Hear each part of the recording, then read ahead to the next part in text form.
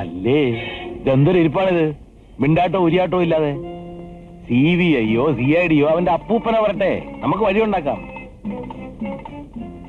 Indo Pak യുദ്ധത്തിൽ ഇതുപോലെ പ്രതിസന്ധി ഉണ്ടായി. മേജർ ജനറൽ അറോറ സാഹിബിന്റെ കണ്ണ് തള്ളിപ്പോയില്ലേ?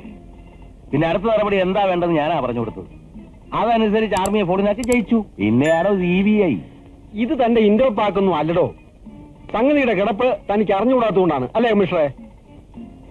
ചെയർമാൻ ഇവിടെ ചെയ്തിട്ടുള്ള അഴിമതികളെ കുറിച്ച് അന്വേഷിക്കാനായിട്ട് അല്ല, ഞാനും അതിലൊക്കെ ഉണ്ട്. ഡൽഹിയിൽ നിന്ന് കേന്ദ്ര ഗവൺമെന്റ് നേരിട്ട് അയച്ചിരിക്കുന്ന CBI ഓഫീസർമാരാ വരുന്നത്.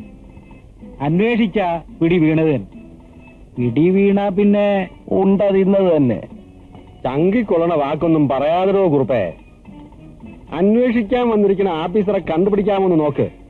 ആളെ കിട്ടിയ പിന്നത്തെ കാര്യങ്ങൾ ഞങ്ങൾ നോക്കിക്കോളാം അല്ലേ കമ്മീഷണറെ? അക്കാര്യം ഞാൻ ഏറ്റു. ഇതിലും വലിയ കൊല കൊമ്പന്മാരെ കുറുപ്പ് വെട്ടിൽ വീഴ്ത്തിയിട്ടുള്ള അതത്ര എളുപ്പമല്ലടോ. ഈ CBI-ക്കാര് ഏത് വേഷത്തിൽ നടക്കുമെന്ന് ആർക്കും പറയാൻ ഒക്കില്ല. പല വേഷത്തിലും നടക്കും, പല ഭാഷയും സംസാരിക്കും.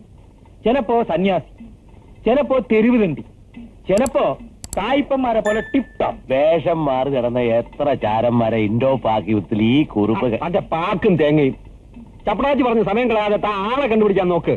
അത് കുറുപ്പ് ഏറ്റുന്നേ. പഴയ കുറുപ്പിന്റെ ഉറപ്പോലെ ആയിരുന്നു കേട്ടോ. കാറെടുത്ത് താനൊന്ന് കറങ്ങിച്ചു വാ. നിറച്ചും പെട്രോൾ അടിച്ചോ. കാശ് ചെലവാക്കുന്നതിനൊന്നും ഒരു ലുപ്തും കാണിക്കണ്ട. ആ ചെല്ലേ. ഏതായാലും താൻ ഒറ്റയ്ക്ക് പോകണ്ട.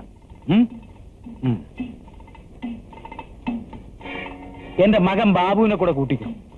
അവൻ ആളൊരു തല്ലിപ്പൊളിയാണെങ്കിലും ഈ ക്രൈം, കുറ്റാന്വേഷണം ഇതിലൊക്കെ ഭയങ്കര താല്പര്യമാണ്. കോട്ടയം പുഷ്പനാഥിന്റെ എല്ലാ നോവലും കാണാപാഠമാ. ഈ കുട്ടിത്താനം കുറുപ്പിന്റെ അടുത്ത് ഒരു പുഷ്പനാഥം വരില്ല സാറേ. എന്നാ താൻ ചെല്ല്.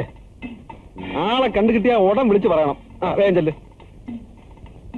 കാര്യങ്ങളെല്ലാം പരമരഹസ്യമായിരിക്കണം. ആ